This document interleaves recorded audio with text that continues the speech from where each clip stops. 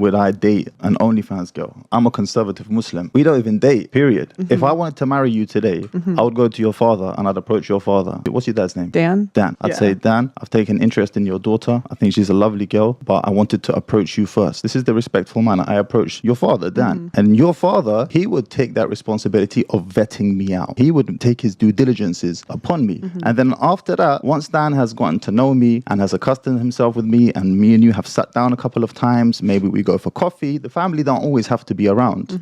After that process, it's very swift and quick. At that moment, you and your father, Dan, will decide. You say to your dad, look, I like him or I don't like him. And then after that, your dad will be like, okay, we're going to make this happen or we don't make this happen. And in this way, I don't mess around with Dan's daughter. Dan's daughter is able to maintain one of her most valuable assets, which is her chastity. I'm reacting to this video, this short of mine, because even though this podcast was done months ago, 4 months ago, when my team chopped it up and made a short out of it, it garnered 17 million views on my channel alone. It's been reposted on many different channels across many different social media platforms, TikTok, Facebook, Twitter, all of them. It's gotten millions of views.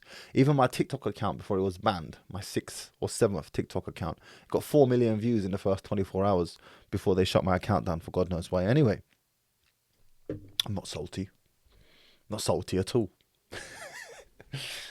So I thought, you know what?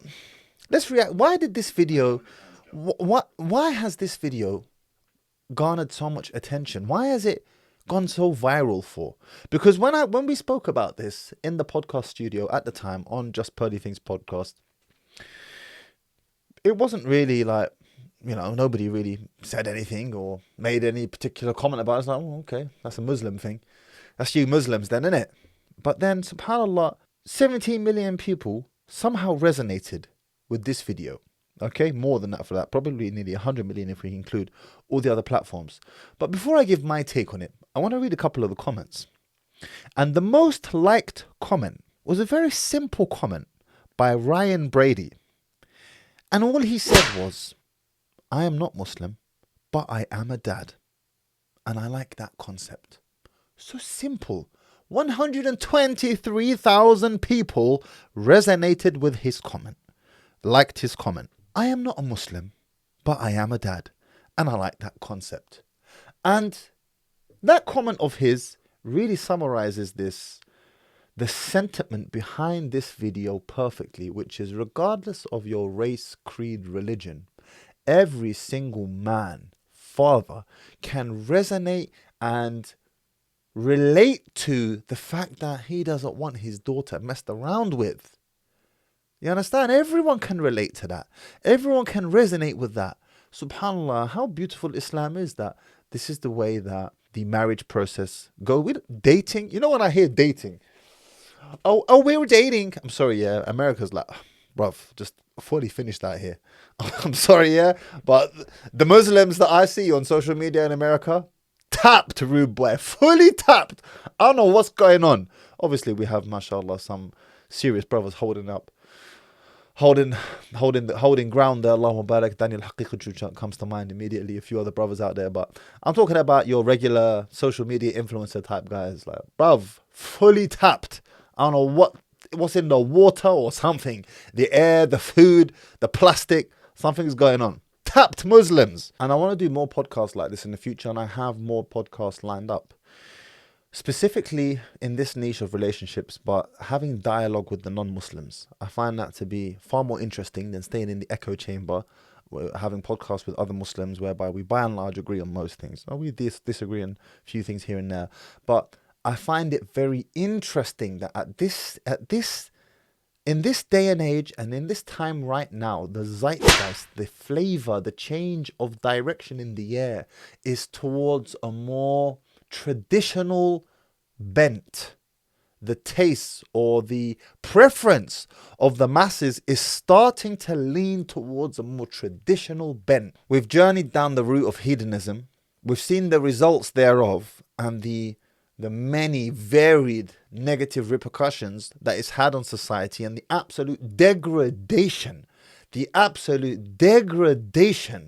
of society, particularly in the West. Pathetic. You know, I found out the other day that the average woman's grip strength is greater today in the West than the average man's grip strength. Hey, I just wanted to come on here really quickly with a message for all of my muscular men out there. People love it. It's great. I care about you. But nobody cares about when you do that and there's like muscles there. Nobody cares about that. Dusty. So we've tried that experiment and people have realized, we don't want to go there. That's horrible. So then where else do we go? And then people start looking back to the comforting rituals of the past, or the comforting habits of the past. This is how we did it in the past, and people seem to be happier then. We're certainly not happy now, and they seem to be happier then. Nuclear families, children being raised in non-broken homes. People seem to be doing better. Maybe we should go back to that. How Islam always has the answer. The more things change, the more nothing changes. That's not the saying. The more things change, the more things stay the same. And it's just interesting to me that so many people resonated with that message. 123,000 people liked Ryan's comment that I'm a dad, and I like that concept. I like the idea of a man coming to me to ask me about my daughter and not messing around with her behind closed doors. Such a simple concept that so many people resonated with because it's the right way to do it. You don't even need to be a Muslim to be able to resonate with the fact that you don't like the idea of next man messing around with your daughter. Now, don't get me wrong. There was obviously some pushback in the comments. And in fact, let's pull this one up. I can't find all of them because there's over 35,000 comments on this. But one of them here from Lindsay Chua. She's not even her own person. He refers to her as Dan's daughter. Flipping. Obviously, there's still some of those types of comments where the women are like, no, I'm strong and independent and I shall be allowed to make my own choice. Habibti, let me make something very clear for you. Okay? Listen to me very good, Habibti. You are useless. You are useless at choosing good husband for you. You don't believe me? Have a look in the world. Have a look in the world. Rocket sky high divorces, rocket sky high single mother homes, rocket sky high hedonism and criminal behavior and LED HD TV community and many things. Yani, we can see you're useless at choosing a spouse for yourself. Useless because you have an emotional bent, and any man who's got a bit of sauce can easily win you over and woo you with his shwiya sukkar wa hanan, shwiya sukkar wa asal, little bit of sugar and honey, and you're finished. Whereas with a man, when you have a man, number one, he's able to see through that BS, and number two, and perhaps more importantly, when a man knows there's another man that he has to answer to, if he messes up with Dan's daughter, that puts a healthy element or a healthy level of fear inside him. A healthy level of fear that, okay, I need to have a certain level of respect whilst dealing with Dan's daughter in this instance. That he may not have had he known that Dan's daughter had no Dan in her life to answer to. That's the beauty of having a man around. That's the beauty of having either a father or brothers or both.